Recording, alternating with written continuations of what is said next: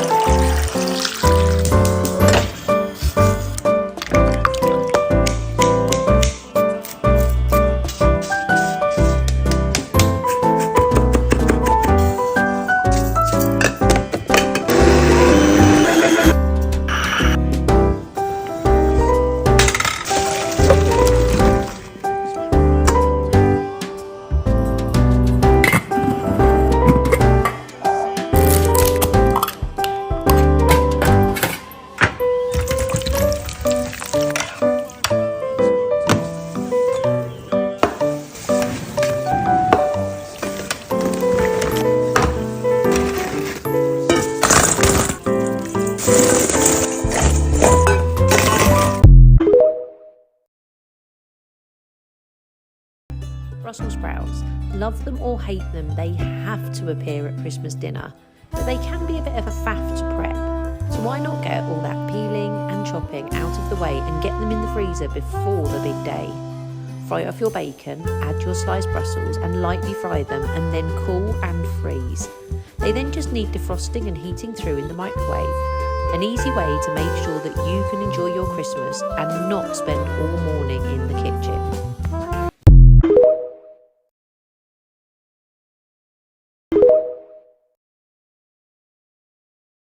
Continuing my holiday dinner series with this impressive appetizer that is going to wow your guests.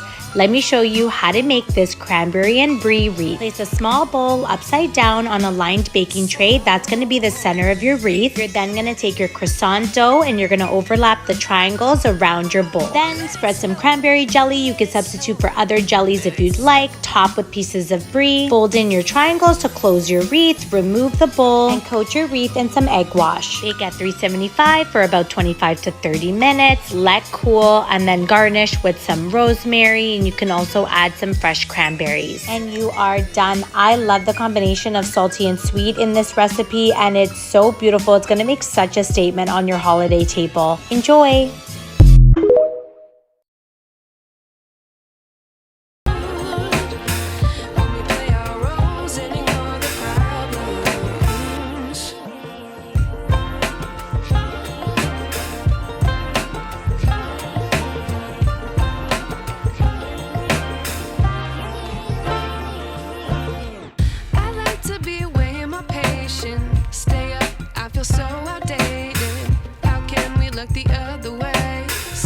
Out, but the sky is gray.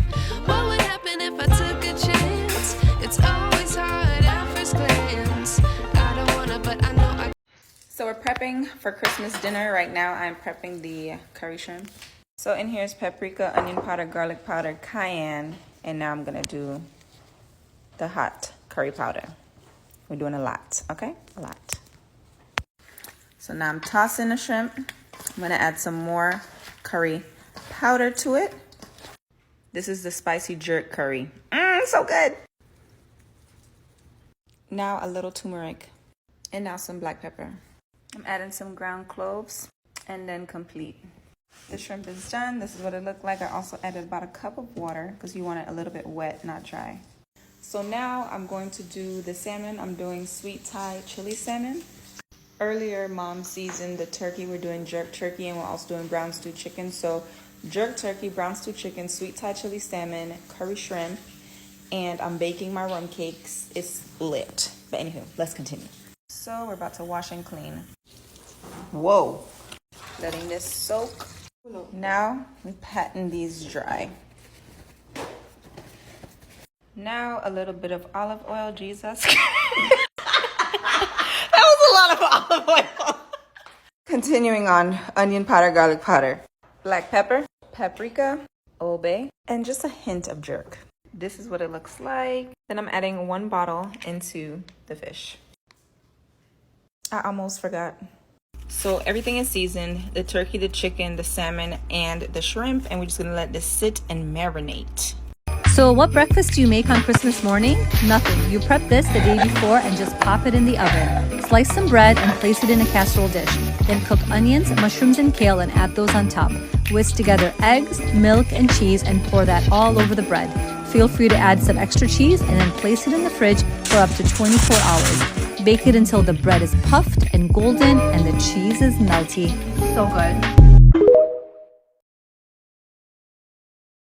This is day 13 of making popular natural dishes from around the world, and today we're stopping by Guyana to make their pepper pot. This is a meal typically made for Christmas, and I can see why, because this took hours. First, I had to prep my meat by washing it and marinating overnight with Caribbean green seasoning and spices. Then I had to make bread from scratch. I'm making plat bread, and this is what you serve with the stew. I made my dough and separated it into 3 equal parts to each roll out to an average length of about 13 inches. Then I formed my loaf into a braid because it's literally in the name plat bread. And look, I made bread. I don't think I've ever been more proud of myself. To start the stew, I slow cooked the cow feet first for 5 hours with water in a sauce called kasserib. You cannot make this meal without it. After the 5 hours, I browned my meat in new pots, then I threw all the meat together and filled my pot with water and a lot more kasserib. I added additional spices and most importantly spicy peppers because it's called pepper pot for a reason. I slow cooked this for 3 more hours and everything was finally done, and this meal was heavenly. It's one of my favorite things I've made so far, so 10 out of 10.